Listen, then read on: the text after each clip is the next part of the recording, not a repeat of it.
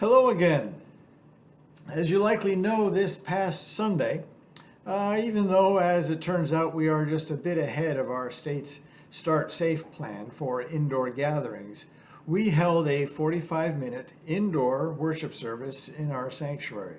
And some of you were there, and others of you took in our first attempt at live streaming, even though we did not have our new good equipment. We ordered it over 2 months ago, but that stuff is back ordered even now. And for those of you who were not in church on Sunday, you may have talked to someone who was because you wanted to hear what happened or what their experience was.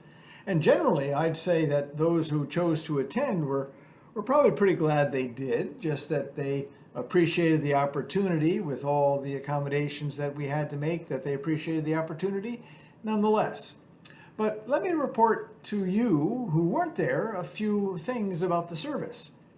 First of all, by one count, there was 49 in attendance. Another counted 53. So overall, you can say there was about 50 people present. Now, some of us were there, of course, to support the service. There were a couple of guys in the sound booth, and there were 5 musicians, and Zach was there, and, well, I was there too. And we figured that half of those who attended were 60 and over. That means that the other half who attended were, well, I think you can figure that out for yourself. But there were no babies there were no toddlers, there were no infants there, but then again, we didn't offer any nursery ministry. But there were 3 elementary aged youths and 3 middle high school aged youths who were present. And it was a lovely summer morning, and Val had all the windows open very early in the day and the ceiling exhaust fan running, pulling fresh, cool air in. At the worship time, when the worship time came, it was 71 degrees in the sanctuary. And just about everyone in attendance wore face coverings. I noticed about 4 who didn't. But disposable masks were available at the door, and I think pretty well everyone who wore a mask kept it on during the entire worship service, including myself.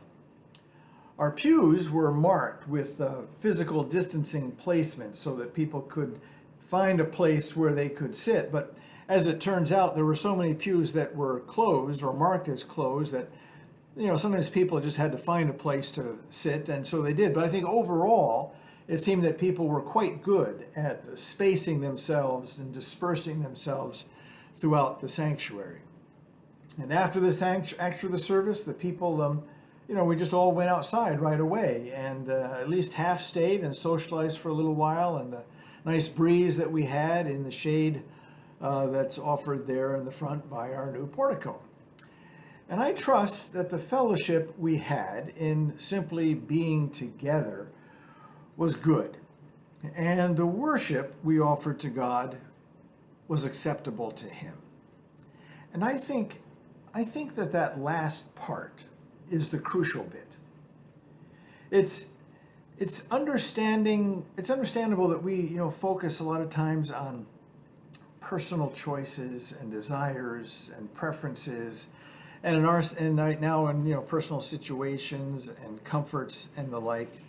But all of those incidentals and peripheral things, they really do and ought to fade in comparison to the crucial part.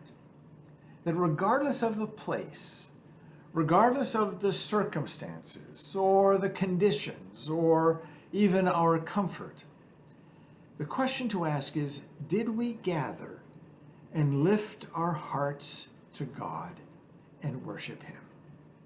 And yes, I think we did. And we'll plan on doing so again this Sunday. And we'll share communion. Some of you will do it at home. Others of us will do it at church where it may be a bit warmer this Sunday. But again, we'll ask ourselves the important question in evaluation of the service. Did we lift our hearts to God and worship Him? That's the question. Well, my fish are hungry, I'm sure.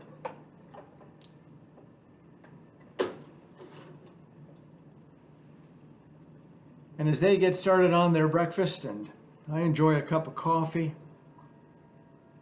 So, dear friends in Christ, May the peace of Christ be within your home and within your hearts. And we'll speak again soon.